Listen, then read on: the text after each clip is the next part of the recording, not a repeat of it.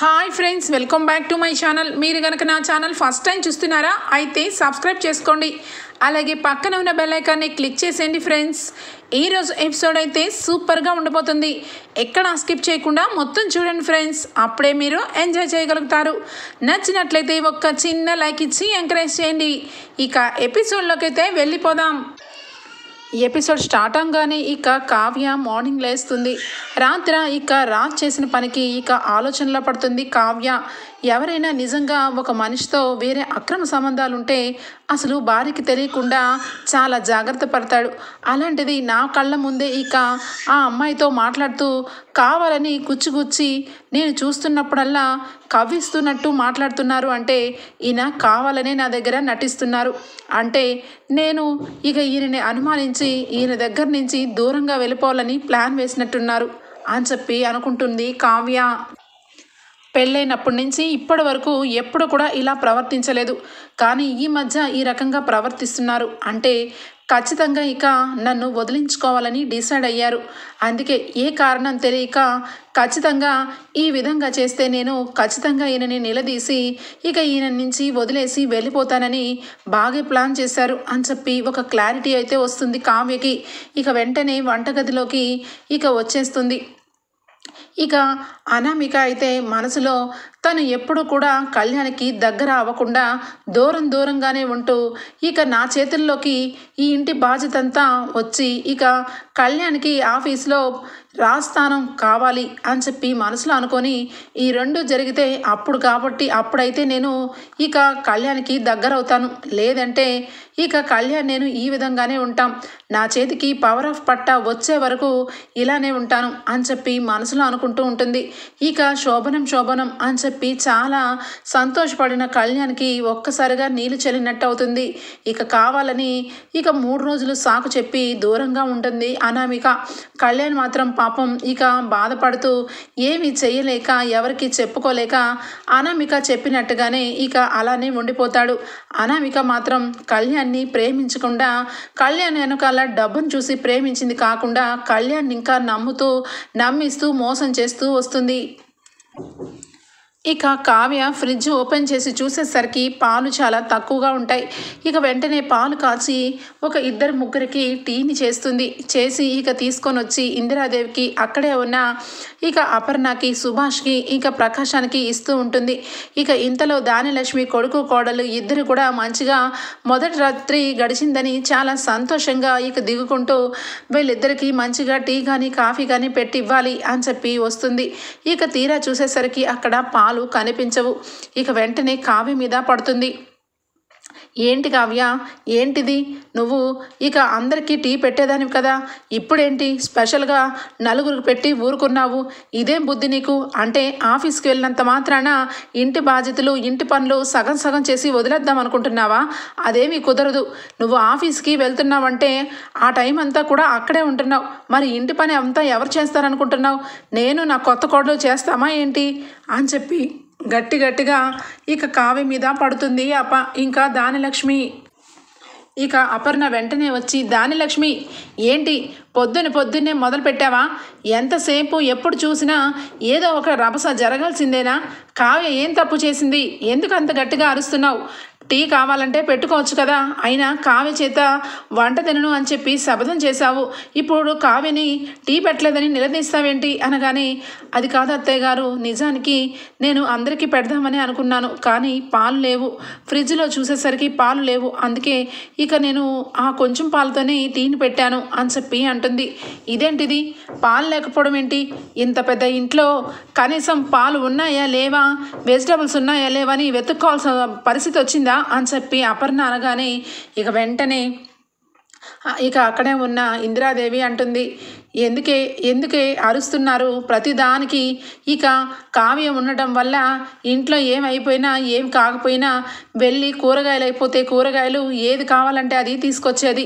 ఇప్పుడు కావ్య ఆఫీస్కి వెళ్ళిపోతుంది కాబట్టి వంటగది బాధ్యత అంతా దానిలక్ష్మి ఇంకా అనామిక చూసుకుంటున్నారు. ఆ మాత్రం చూసుకునేటప్పుడు పాలు అయిపోయినాయా, కూరగాయలు అయిపోయినాయా అని చూసుకునే బాధ్యత దానిలక్ష్మిదే. ఇంకా అలాంటప్పుడు దానిలక్ష్మి తిరిగేసి కావ్యని ఎందుకు అరుస్తుంది అని చెప్పి అంటుంది. ఆ మాటకి వెంటనే కూడా ఇక అపర్ణ, ఏంటి దానిలక్ష్మి, ఇక ఇంట్లో విషయాలు కనీసం ఒక కోడలుగా రెస్పాన్సిబిలిటీనే లేదా నీకు? ఇంట్లో ఇన్ని వెజిటబుల్స్, ఇన్ని పాలు, ఇవన్నీ కూడా చూసుకునే మినిమం సెన్స్ అనేది నీకు లేదా అని చెప్పి ఇక దానిలక్ష్మిని అంటుంది అపర్ణ. ఆ మాటలకి, ఏంటక్క ఏం మాట్లాడుతున్నావు, పెద్దదానవని చెప్పి నేను నోరు తెరిచి ఎదురు సమాధానం కూడా చెప్పకపోతే నీ ఇష్టం వచ్చినట్టుగా నా కోడల్ని నన్ను నిందిస్తున్నావేంటి? అయినా ఇప్పటికీ ఈవిడ గారు ఏమన్నా పెద్ద ఆఫీసరా? ఇంట్లో పనులన్నీ చేసుకొని ఆఫీస్కు వెళ్ళాలి, లేదంటే ఆఫీసు మానేసి ఇంట్లో వంటగదిలోనే ఉండాలి, అంతేగాని ఈవిడ గారు చేయాల్సిన పనులన్నీ మేము చేయాల్సిన పని ఏమీ లేదు అని చెప్పి నా కోడలు ఈవిడ గారిలాగా మట్టి పిసుకొని ఇంట్లోంచి రాలేదు. ఇక పట్టు పరుపుల మీద పడుకొని ఉన్నత కుటుంబం నుంచి వచ్చింది. నా కోడలు ఈ లెక్కలు ఇవన్నీ చూడాలంటే కుదరదు అని చెప్పి మొహం మీద అంటుంది ఇక దానిలక్ష్మి. ఇదిగో దానిలక్ష్మి, నేను చాలాసార్లు చెప్పాను, ఇప్పుడు చెప్తున్నాను, నా కోడలు గురించి ఒక్క మాట కూడా తక్కువగా మాట్లాడద్దు.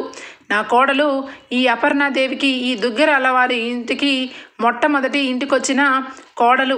అలాంటి ఆ కావ్యని పట్టుకొని చాలాసార్లు కించపరిచేలాగా మాట్లాడుతున్నావు. నువ్వు నీ కోడలు ఎక్కడి నుండి వచ్చారో అందరికీ తెలుసులే. నువ్వు పద్దాక కూడా పుట్టింటి విషయాలు కెలకడానికి వీల్లేదు అని చెప్పి గట్టిగా మాట్లాడుతుంది. ఆ మాటలకి ఇక సైలెంట్ అయిపోతుంది దానిలక్ష్మి. ఇక వెంటనే రుద్రాణి అయితే దానిలక్ష్మి పక్కన చేరి, ఇటు రా వదిన, ఎందుకు పొద్దున్నే గొడవ, అదిగో మిల్క్ అయితే వచ్చినాయి కదా, తీసుకొని ఇక టీ పెట్టుకుందాం అని చెప్పి కావాలని ఇక అక్కడి నుంచి పక్కకు తీసుకొస్తుంది దానిలక్ష్మికి. తీసుకుని వచ్చి, ఏంటి వదిన, అపర్ణ వదినలో ఇంత తేడా నేను ఎప్పుడు చూడలేదు, ఇప్పుడేంటి ఈ మధ్య కావ్య అని చెప్పి కావ్యని తెగ వెనకేసుకొని వస్తుంది. అసలు కావ్య మీద కనీసం మనం ఒక్క నోరు ఎత్తడానికి కూడా ఊరుకోవట్లేదు, లెఫ్ట్ అండ్ రైట్ వాయించి పడేస్తుంది. అసలు ఈరోజు నిన్ను చూస్తే చాలా జాలేసింది. ఎందుకంటే పాప నువ్వేమన్నావు, ఎంతసేపు ఇక కావ్య ఆఫీస్కి వెళ్ళిపోతుంది, హాయిగా పని తప్పించుకొని అని చెప్పి నువ్వేదో అడిగేసరికి నిన్ను ఆ రకంగా అంటుందంటే నాకు చాలా బాధ అనిపిస్తుంది అనగానే ఇక వెంటనే అనామిక, చూడంటీ, చూడత్తయ్య గారు, ఇక ఇంత వయసు వచ్చినాక మీరు కూడా ఇక అపర్ణ అత్తయ్య దగ్గర తలదించుకొనే ఉన్నారు. అంటే ఏ రోజు ప్రకాశం మావయ్య గారు ఇక ఆఫీస్కి వెళ్ళినా ఆయన ఎంతవరకు ఇంట్లోనూ ఇక ఆఫీస్లోనూ ఆయనకంటూ ఒక విలువే లేకుండా చేశారు. మతిమరుపు అనే పేరుతో ఆయనకి అసలు కనీసం ఏమీ అప్పచెప్పలేదు. ఇక మీరు ఇంట్లోనే ఉంటూనే ఇక మీకంటే మీ తోడు కోడలకే అంతా పవర్ ఉండేసరికి మిమ్మల్ని కూడా ఇక నోరెత్తనివ్వకుండా చేస్తున్నారు. ఇక మీ గురించి చూస్తుంటే రేపటి రోజు నా పరిస్థితి ఎలా ఉంటుందా అని చెప్పి భయం వేస్తుంది అత్తయ్య అని చెప్పి అనామిక అనడం. ఇక వెంటనే రుద్రాని, లేదు అనామిక, నీకు ఆ విషయం ఏమీ అవ్వదులే, నువ్వు చదువుకునే అమ్మాయివి కదా, నీకేమీ అలా జరగదు, నువ్వు ఖచ్చితంగా ఇక ఇంట్లో పైస లెవెల్లోనే ఉంటావు, కాకపోతే ఇక కొంచెం ధాన్యలక్ష్మి వదిన కొంచెం గట్టిగా అడగాలి అంతే అనగానే, ఏం మాట్లాడుతున్నావు రుద్రాని, ఏం గట్టిగా మాట్లాడాలి అనగానే ఇక కళ్యాణ్ విషయాన్ని అందరి ముందు గట్టిగా నిలదీసి ఆఫీస్కి ఇక రాజ్తో పాటు సమానంగా నా కొడుక్కి హక్కు ఉంది, ఇక ఆఫీస్కి వెళ్తాడు అని చెప్పి గట్టిగా అడుగు, కాదు కూడదు అంటే ఆస్తి అంతస్తు ఇక విడిపోతాము అని చెప్పి ఊరికే కొంచెం సేపు బెదిరించు మాట్లాడు, ఇక అప్పుడు ఖచ్చితంగా నీ దారికే వస్తారు అని అంటూ ఆ మాటకి దానిలక్ష్మి, ఏమో రుద్రాణి, నాకైతే అంతా అయోమయంగా ఉంది, ఆస్తులు అంతస్తులు అని మాట్లాడాలంటేనే నాకు ఒక రకంగా ఉంది, ఎప్పుడు ఇలాంటి మాటలు నేను ఏ రోజు అత్తయ్య గారు ముందు మాట్లాడలేదు అనగానే, అవును అత్తయ్య గారు, మీరు అలా మాట్లాడలేదు, అందుకే వాళ్ళు ఇప్పుడు నెత్తినెక్కి కూర్చున్నారు, ఎంత కాకపోతే పద్దాక మిమ్మల్ని నన్ను ఎన్నేసి మాట్లాడుతున్నారో మీరు గమనించారా అని అనామిక ఒకవైపు ఇక రుద్రాని ఒకవైపు ఇక దానిలక్ష్మిని అయితే ఒక రకంగా ఎక్కిస్తారు. ఇక అక్కడి నుంచి ఎవరి పనుల్లో వాళ్ళు బిజీ అయిపోతారు. ఇక కావి కూడా ఇక తను కూడా ఆఫీస్కి రెడీ అయిపోతూ ఉంటుంది. ఇక పక్క రాజ్ అయితే, ఇదేంటి చాలా మొండి ఘటనలా ఉంది. రాత్రి దీని కళ్ళ ముందే శ్వేతతో ఇక ఎదురుగా పెట్టి మాట్లాడుతుంటే కనీసం చీమ కుట్టినట్టు కూడా అనిపించకుండా ఇక లైట్ తీసి మరీ నిద్రపోయింది. అసలు దీనికి కొంచెం కూడా నా మీద ఇగో లేదా? నేను ఎవరితోనైనా మాట్లాడితే కనీసం దీనికి తట్టుకునే శక్తి ఎలా ఇచ్చావు దేవుడా? ఏ భార్య కూడా తట్టుకోదు కదా అని చెప్పి ఇక మనసులో అనుకుంటూ ఉంటాడు. ఇంతలో కావ్య ఇక ఆఫీస్కి వెళ్ళడానికి రెడీ అవుతుంటే, ఏంటి ఆఫీస్కి రెడీ అవుతున్నావా అని చెప్పి అడుగుతాడు. ఆ మాటకి రెడీ అవ్వకూడదా, ప్రతిరోజు మీకు చెప్పాలా అని చెప్పి కావ్య అంటుంది. ఏంటే పొగరగా సమాధానం చెప్తున్నావు? ఈ పొగరంతా ఇక మా డాడీని మా మమ్మీని చూసుకునే కదా. ఇంకా ఆఫీస్కి 10 సంవత్సరాలు అగ్రిమెంట్లో రాశారని రెచ్చిపో మాకు. ఖచ్చితంగా నాకు నచ్చకపోతే ఈరోజే ఇక ఆఫీస్లోంచి అపాయింట్మెంట్ ఆర్డర్ మొత్తం కూడా క్యాన్సిల్ చేసి నేను ఇంట్లో కూర్చోబెట్టగలను అని చెప్పి పొగరగా మాట్లాడతాడు రాజ్. ఆ మాటలకి మీరు అపాయింట్మెంట్ చింపేసినా పర్వాలేదు, ఉంచినా పర్వాలేదు, నాకు అన్ని సంగతుల్లో అన్ని పనులు వచ్చు. నేను పెద్ద పని చేయాలని ఎప్పుడూ ఫిక్స్ అవ్వను. నా మనసుకు నచ్చాలి, నాకు చేతికి రావాలి. అలాంటి పని ఏదైనా చేసి నా కాళ్ళ మీద నేను నిలబడగలను. మీరేమి నన్ను బెదిరించిన అవసరం లేదు అని చెప్పి అంటుంది. ఏంటి నువ్వు ఏ పనైనా చేసి ఇక నువ్వు నెగ్గగలవా ఏంటి? ఈ రకంగా కూడా ఆడుతున్నావా అనగానే, ఏమో ఎవరు ఏ రకంగా ఉంటున్నారో అసలు అర్థం అవ్వట్లేదు కదా, ఎప్పటికీ ఎలా ఉంటుంది, అందుకనే అనకాల పనులు వచ్చేలాగే ప్రిపేర్ అవుతున్నాను నేను కూడా అని చెప్పి అక్కడి నుంచి ఇక కిందికి వస్తూ ఉంటుంది ఇక కావ్య. ఇదేంటిది, ఇన్ఫర్మేషన్ ఇచ్చిందా లేకపోతే ఇంకేమన్నా చెప్పిందా? అస్సలు అర్థం కాలేదే. 4 రకాల పనులు వచ్చని చెప్పిందా లేదంటే చేసుకుంటానని చెప్పిందా? ఏదైతే నేను అనుకున్నట్టయితే ఖచ్చితంగా ప్రిపేర్ అయితే అవుతుంది. ఏదో ఒక రోజు ఇంటికి పోవాలి.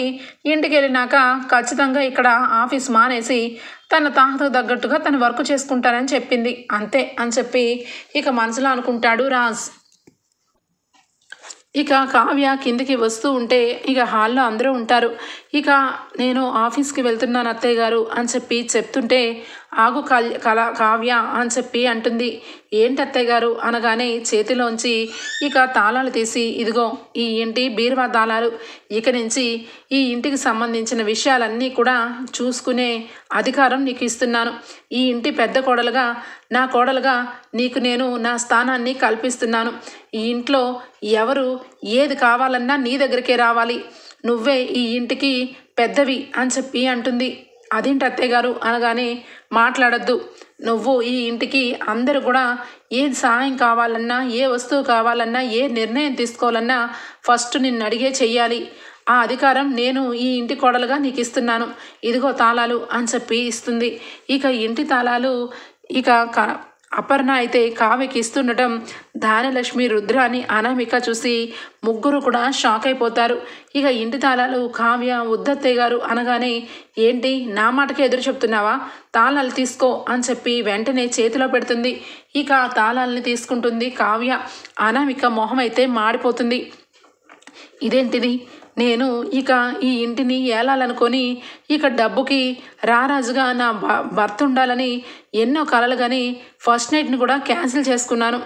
ఇక ఇప్పుడు నేను ఏం చెయ్యాలి? ఇటు చూస్తే మమ్మీ ఫోన్ చేస్తుంది. ఇక ఏం జరిగింది అని చెప్పి అడగడానికి, ఇక్కడ ఏం జరిగిందని చెప్పాలి. ఎప్పుడు చూసినా నా విషయంలో ఏదో విధంగా నేను కిందకి వెళ్ళిపోతూనే ఉన్నాను.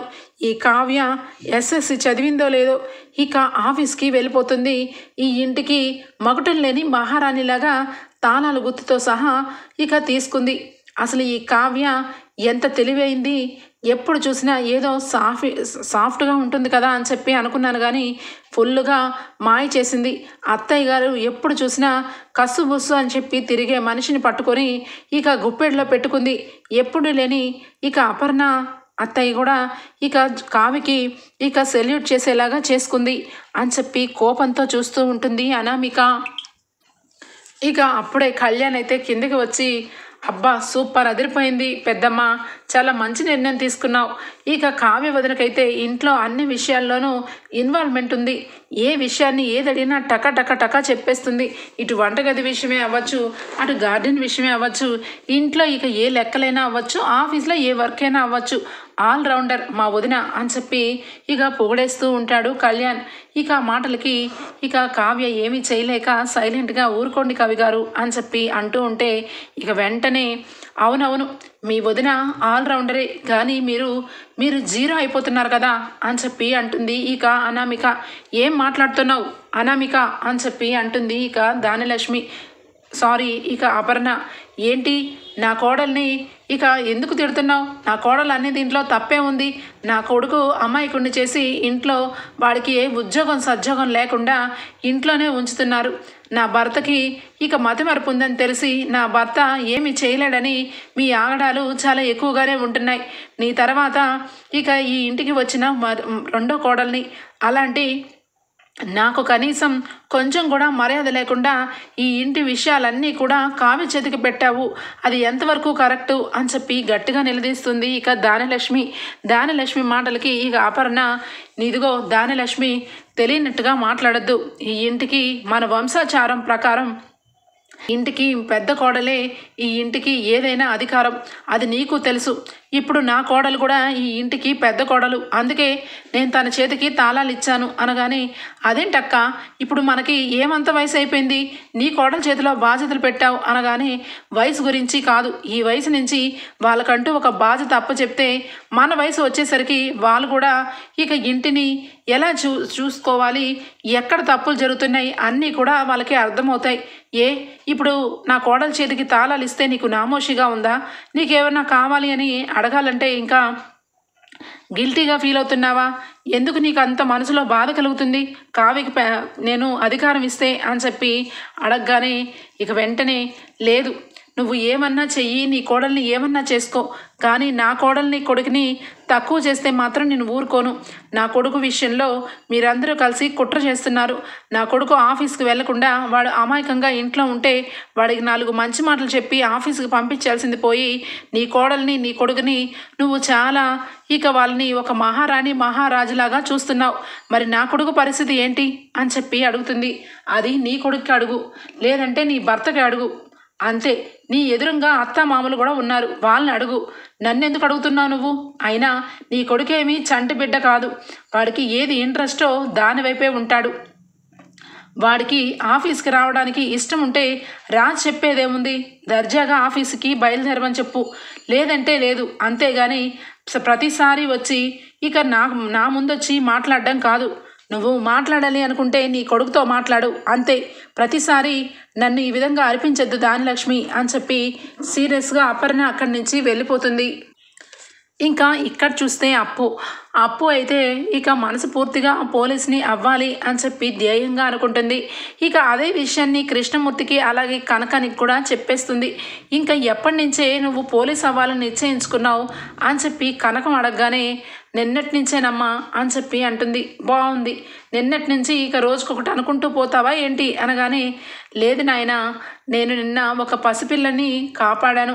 ఇక తనని కాపాడినప్పుడు అనిపించింది మన చేతిలో పవర్ లేకుండానే మనం ఇంత పని చేసినాం.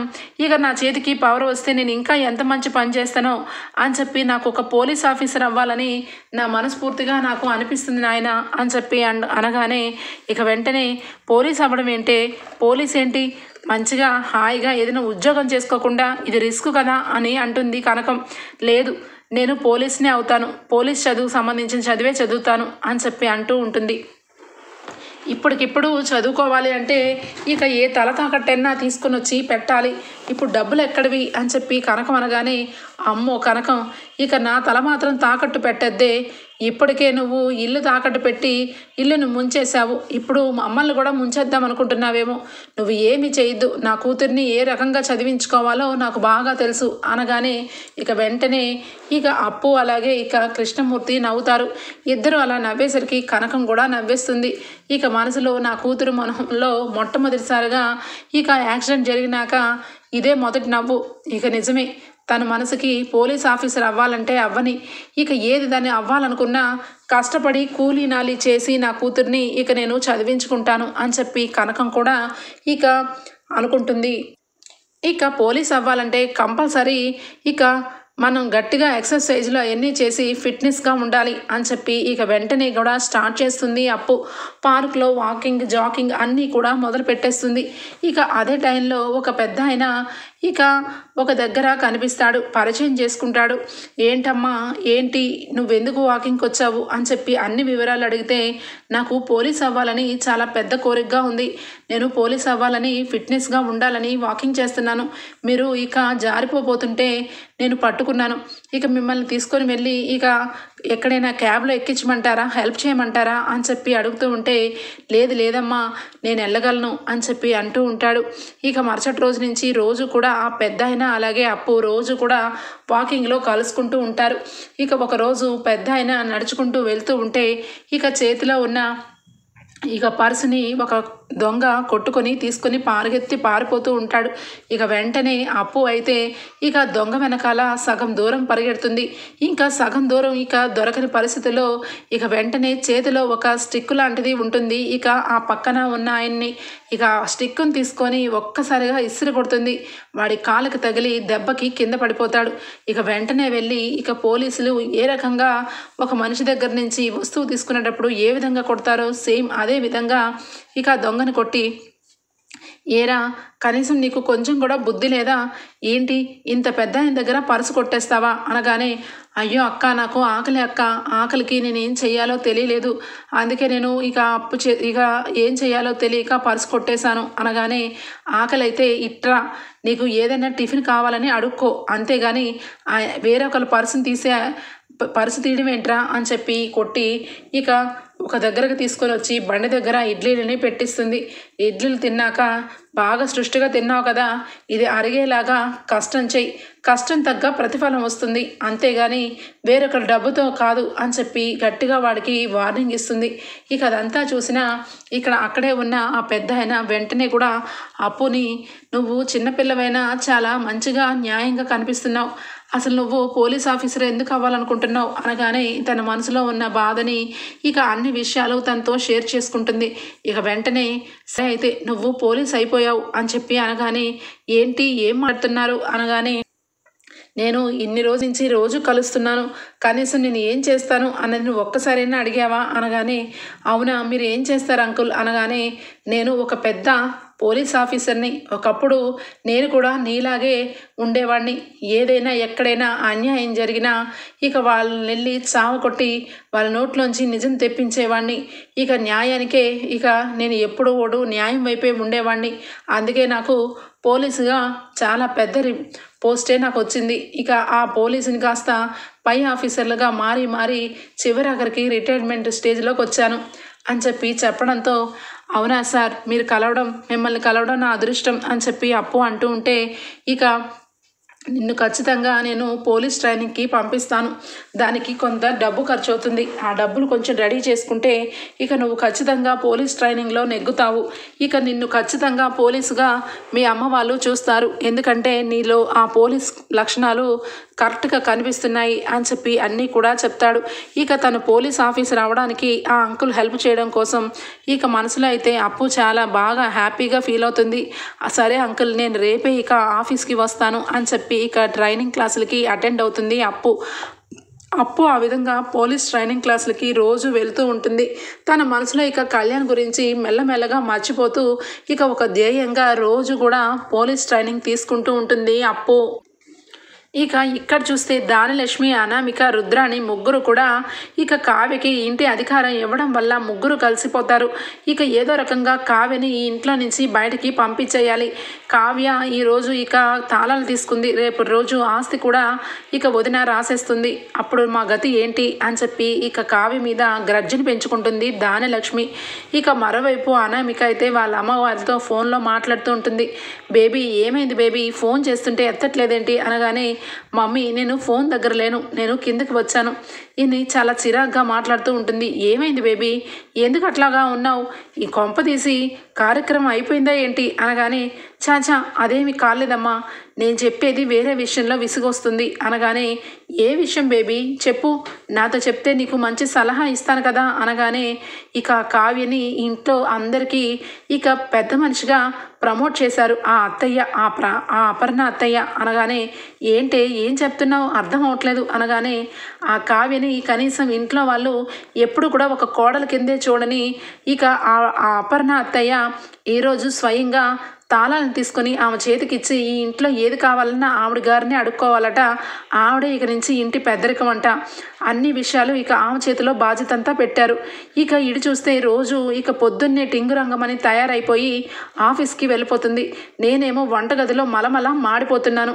ఇక ఏం చెప్పమంటావు చెప్పు మమ్మీ, నువ్వు నన్ను ఎందుకని పెళ్లి చేసి పంపించావు, ఇక ఏం జరుగుతుందో నాకేం అర్థం కావట్లేదు అని చెప్పి విసుక్కుంటూ మాట్లాడుతూ ఉంటుంది.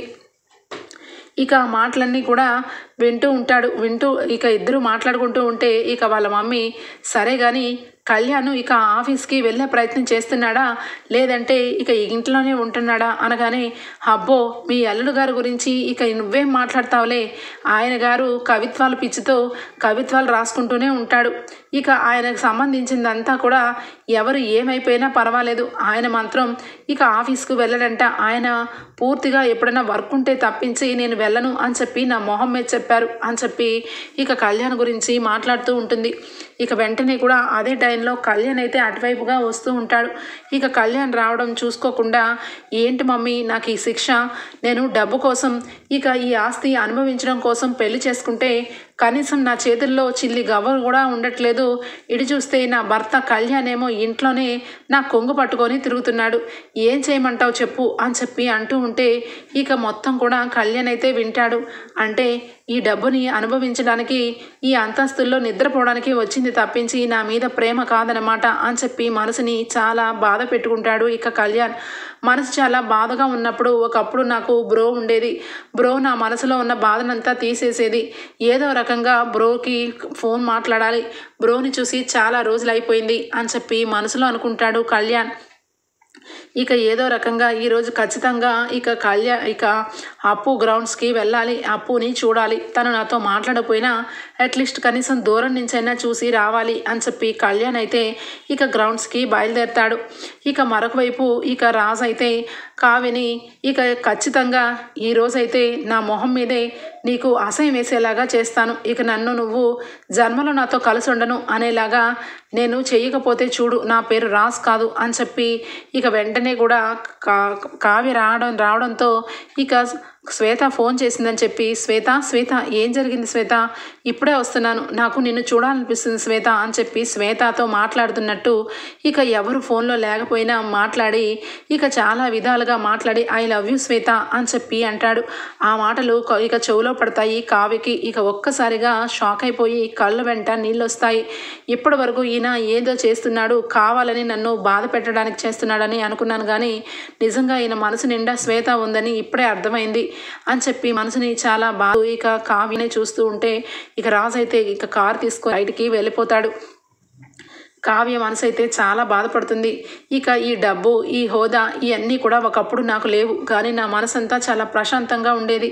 ఇప్పుడు ఈ ఆఫీస్లో వర్క్ కానీ నాకు అత్తయ్య గారు చాలా మంచిగా నన్ను దగ్గర తీసుకునే విధానం కానీ అన్నీ బాగున్నాయి నా జీవితంలో, కానీ ఈయన మాత్రం ఇక ఆయన మనసులో నేను లేనని నాకు తెలిసిపోయింది అని చెప్పి తన మనసులో ఇక బాధపడుతూ అక్కడి నుంచి ఇక బయటికి వెళ్ళిపోతుంది కావ్య.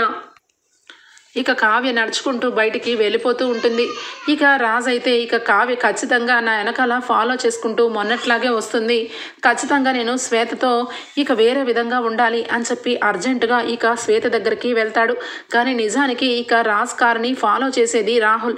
ఇక రాహుల్ అయితే రాజ్ వెనకాలే వచ్చి ఇక ఇంటి దగ్గర ఫోన్ని ఆల్రెడీ ఫిక్స్ చేసి పెట్టి ఉంచుతాడు. ఇక కావ్య వస్తుంది కాబట్టి ఖచ్చితంగా నన్ను ఇంకా శ్వేతను చూసి అసహించుకొని ఇక రేపటికే ఇక బట్టలు సర్దుకొని వెళ్ళిపోతుంది అని చెప్పి ఇక కావాలని శ్వేతతో చాలా క్లోజ్గా వెనక నుంచి పట్టుకుంటాడు. ఇక పట్టుకునడంతో మొత్తం కూడా ఫోన్లోకి ఎక్కించుకొని ఇక రాహుల్ అయితే వెంటనే ఇక ఫోన్ తీసుకొని అమ్మ రాజ్ నీకు చాలా కళలున్నాయే ఇంట్లో ఇక కావ్య కళావతి అని చెప్పి బయట నువ్వు బాగానే దుకాణం ఏర్పాటు చేసావు ఇక నీ గురించి ఇక అందరికీ తెలిసేలాగా చేస్తాను అని చెప్పి ఇక రాహుల్ అయితే ఆ ఫోన్ తీసుకొని వెంటనే బయలుదేరిపోతాడు.